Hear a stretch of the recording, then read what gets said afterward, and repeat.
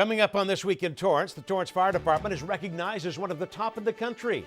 And pets of all sizes stop by Wilson Park. We'll tell you why. Plus, owners from a local brewery head to the state capitol to accept a prestigious award. Then a one-of-a-kind state-of-the-art cancer facility is coming to Torrance. We'll tell you what it will offer. These stories and much more are just seconds away. Your local news starts right now.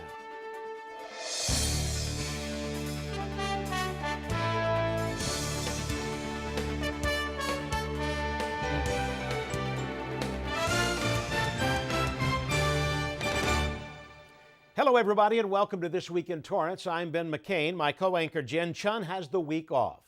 The Torrance Fire Department joins the top rankings in the nation once again. ISO scores fire departments from 1 to 10, with the majority of fire departments being graded at Class 5. Torrance Fire received a Class 1 rating for another year in a row.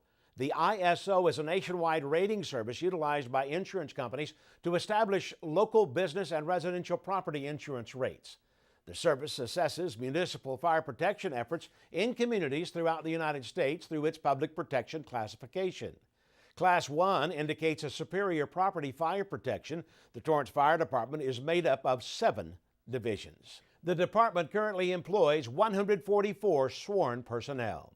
A Torrance resident was recognized for his selfless dedication to the city at the recent City Council meeting. Mayor Patrick Fury gave the Citizen of the Year award to Bob Habel. Bob has been a traffic commissioner for the city since 2013 and has volunteered at the Torrance Certified Farmers Market, where he is one of the friendly faces at the information booth, welcoming guests. One of the highlights of his service is also his 16 years of dedication to the Torrance Rose Float Association. I don't know what to say. I'm truly humbled and very, very surprised. Again, there's a lot of people here that do a lot more than I do. This is a great city, and I'm proud to be a resident of this city. Pittsburgh's are my roots, but this is my home, and this will always be my home. And thank you, everybody, for came out tonight, and City Council, Mayor Fury, and city staff, and it's just a truly honor, and I'm completely blown away. Thank you. Obviously, you can tell he's a big Pittsburgh Steelers fan. Habel has also worked for the Torrance Unified School District for 17 years and was also honored as the Employee of the Year. He is also a longtime volunteer with the Torrance Education Foundation. Assemblyman Al Muratsuchi awarded one local business for its accomplishments. Lori and Jonathan Porter, owners of Smog City Brewing Co in Torrance, headed to the state capitol to accept the Small Business of the Year award. Assemblyman Al Muratsuchi says Smog City truly represents and celebrates the diversity as the glue that makes our state and country more unified. The company has worked hard to make positive impacts in the local community and environment through numerous charitable and community-based partnerships. This year, the company added a commercial recycling program and various energy-efficient projects to reduce the carbon footprint of the business. In California, there are nearly 3.3 million small business owners. Southern California Edison is paving the way for a greener future. The company announced it filed a plan with the California Public Utilities Commission to expand its Charge Ready program to support the installation of 48,000 more electric vehicle charging ports throughout its SCE territory. It's a proposed $760 million, 4-year-long program. Recently, Southern California Edison installed Charge Ready's 1,000th EV charging station. Charge Ready will increase the availability of EV charging stations where people park their cars for extended periods of time. One goal is to install at least 30% of charging stations in communities that are disproportionately affected by pollution and economic hardships. The plan supports Edison's vision of 7 million electric cars on state highways by 2030. Volunteer Center South Bay Harbor Long Beach reached many milestones last year. The center released its report for the 2017 to 2018 year. Many of its programs once again excelled and helped out the South Bay community. Operation Teddy Bear assisted more than 4,000 first graders, and more than 69,000 educational items and wellness tools were distributed through it. Another big program is Food for Kids. More than 32,000 pounds of food was donated. More than 16,000 volunteers helped out the center with 682,410 hours. You can find the full report at volcenter.org. Torrance Animal Control and First Care Animal Health Clinics teamed up to provide free services to locals and their furry friends. Torrance CitiCABLE reporter Riannon Trutanich has this story. Pets and their parents lined up outside Torrance Animal Control for their annual clinic. So today we're offering low-cost vaccinations, rabies vaccinations, as well as microchipping. And if somebody needs to renew their dog license or get a new license, we'll be doing that today too. And one local pet parent comes back year after year. The past 5 years or so, I love coming here. It's a lot less expensive than going to the vet. First Care Animal Health Clinics provided the services for the pets, including rabies vaccines as well as other vaccines. Super critical for all the pets, dogs and cats, to be vaccinated for rabies. And of course the other vaccines, we do distemper, parvo, diseases that are generally 100% preventable just about by vaccinations. We also do Bordetella, which people know as kennel cough. They also offered microchipping. It is an injection, it's a little shot, but most of the time we do it really quickly. We use the smallest little microchips, so it's the most comfortable for the pet. And in order to make microchips effective, pet owners need to keep their information up to date. It's really important for everybody to know that you do need to make sure your information, your phone number, your address, all that sort of thing is registered with the microchip company. So not only is vaccinating and licensing your dog the law here in Torrance, but it's also a great way to be a prepared pet owner. Not only is it the law, but if your pet were to get lost, by microchipping him or her and licensing them, we can return them to you a lot quicker than if they weren't microchipped or licensed.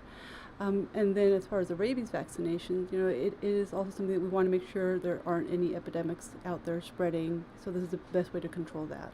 And one pet parent who attends every year encourages local dog owners to bring their canine companions to next year's clinic. Come down, bring your pet. Don't leave your pet unvaccinated. It's not good, it's dangerous.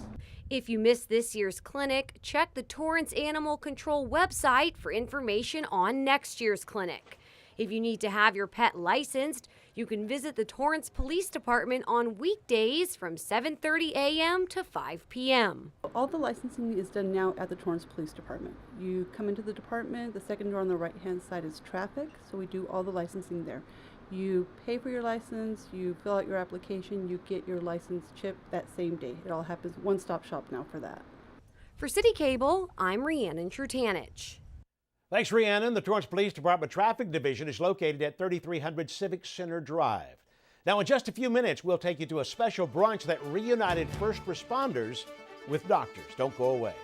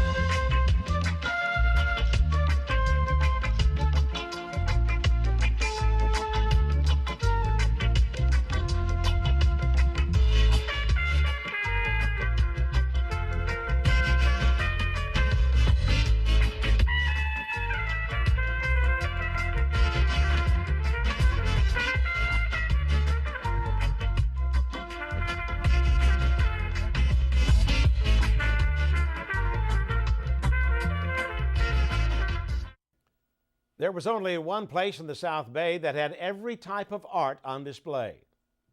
They always want to come, but they never want to leave my ashes. Music, painting to ceramics, you name it, the second annual South Bay Festival of the Arts probably featured it. The Torrance Cultural Arts Foundation brought back the event, which keeps growing every year with nearly 3,000 people attending. The festival offered free entertainment on 3 stages, from the Torino Plaza, Armstrong Theater, Nakano Theater, and for the first time activities at the Enchanted Garden. The massive amount of people here and the quantity of artists, shows, food, it's just a wash in arts. The Torrance Cultural Arts Foundation's mission is to enrich the lives across the South Bay through the performing arts. The foundation is accepting applications for their two other big events, Dancing with the South Bay Stars and South Bay's Got Talent. Head to torrancearts.org for more information. Well, doctors from Torrance Memorial Medical Center had the chance to say thank you to our local first responders. Roxana Paul has this story. As we're walking out the room, I noticed that the door was, had fallen.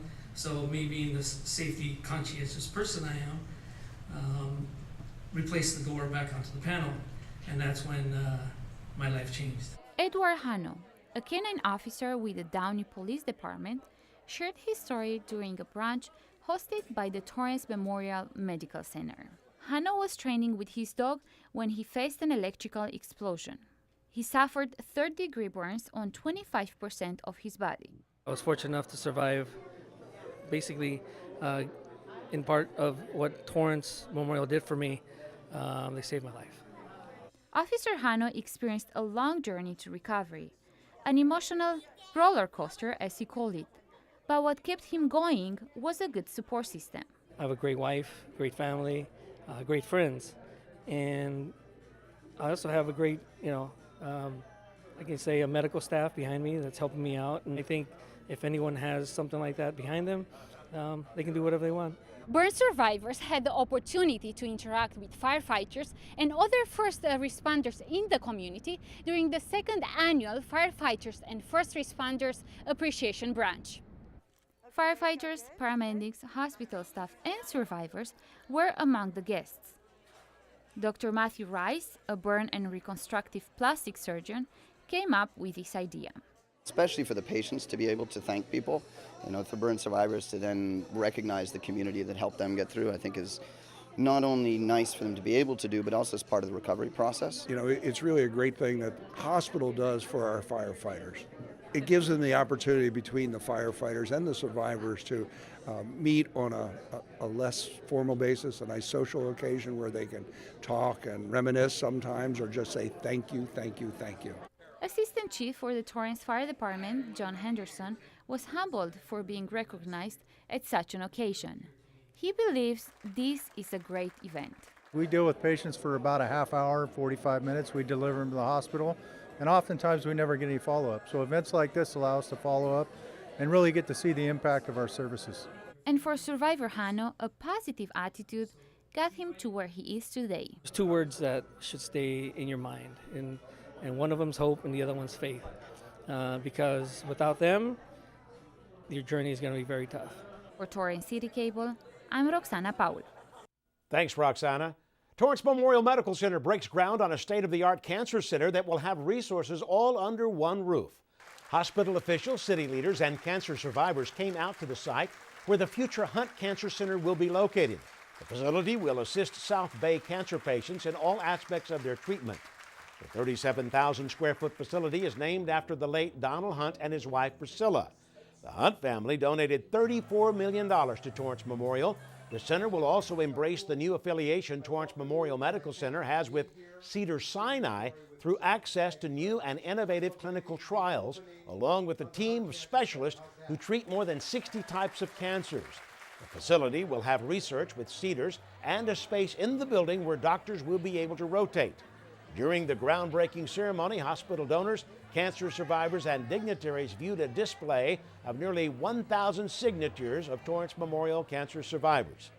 The center is the new home of Torrance Memorial Physician Network Cancer Care, which offers a team of more than 70 personnel and practitioners. We're very excited about this groundbreaking.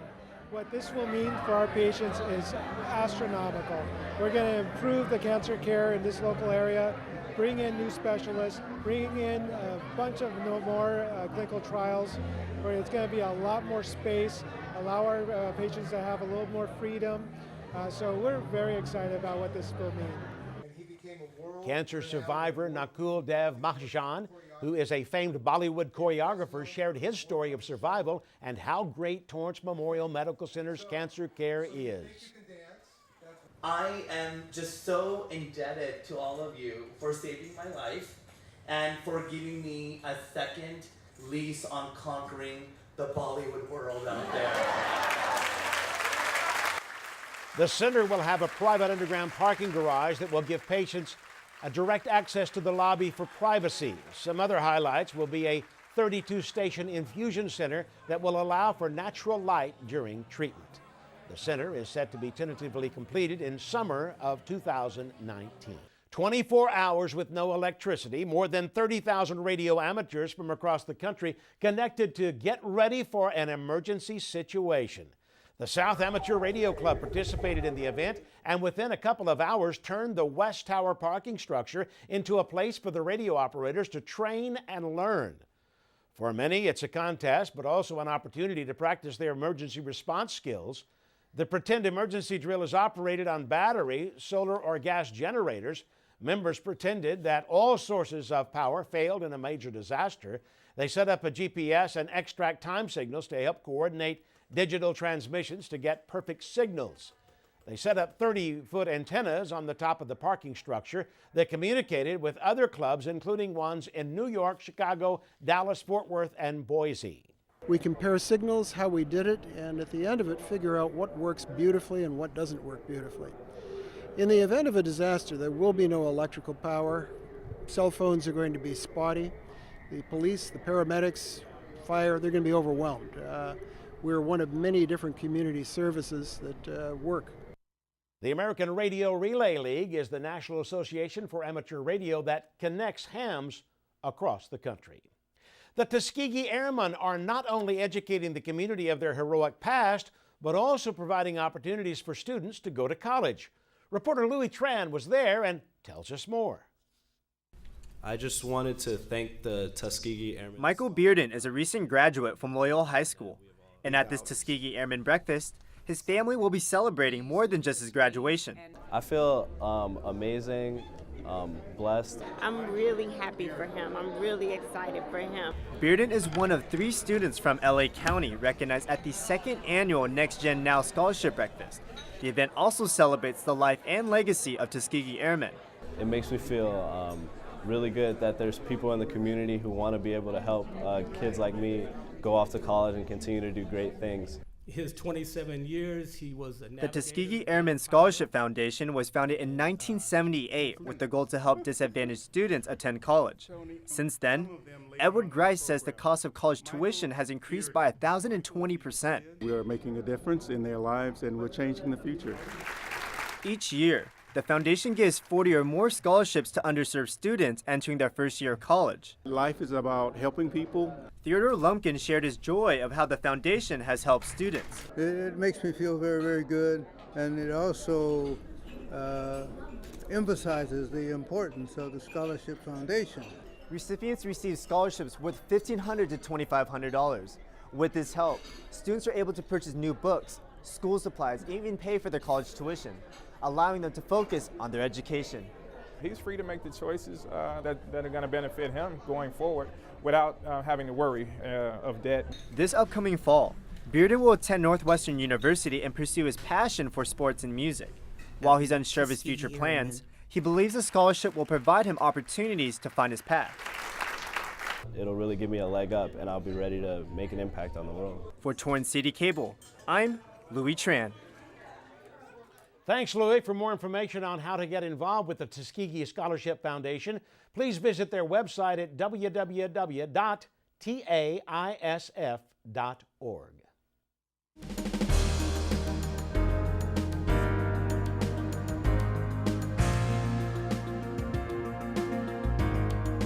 If you're an Amazon Prime member, you can now get a break when checking out at Whole Foods. Seattle-based Amazon Inc. is expanding Prime member discounts to all 466 Whole Foods Market stores and 9 365 by Whole Foods locations in the United States. Prime members will get an extra 10% off sale items in Whole Foods stores, as well as discounts on select items such as baby back pork ribs, sockeye salmon, and bulk items. The goal, officials say, is the new perks will encourage Whole Foods shoppers to join Prime and drive Prime members to spend more at Whole Foods.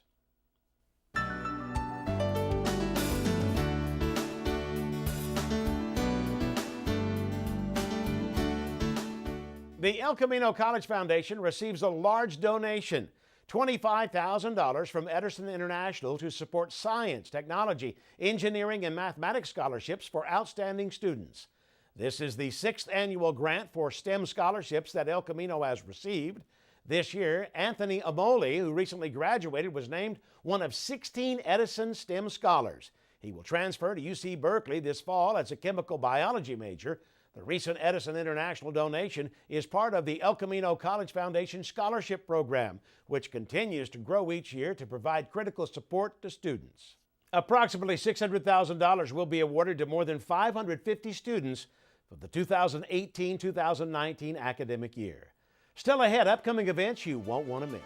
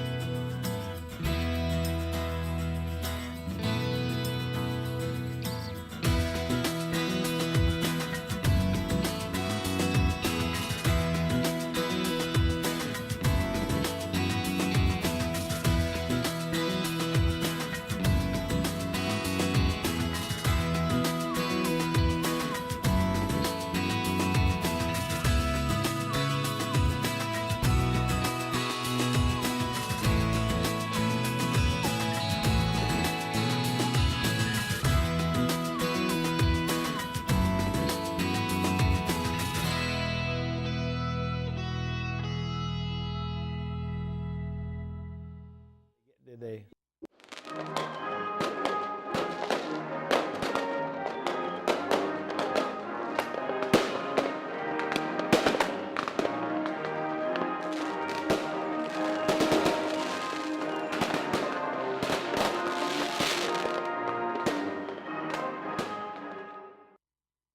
Welcome back, everybody. Here are some upcoming events. Don't forget the City of Torrance is going to light up the sky on 4th of July with its fireworks show. The 20-minute show will feature a patriotic soundtrack with more than 1,000 shells being fired.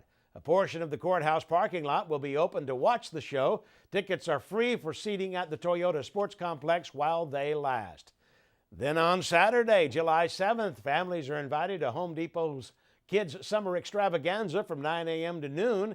There will be free games, food, and fun. The Home Depot is located at 24451 Crenshaw Boulevard.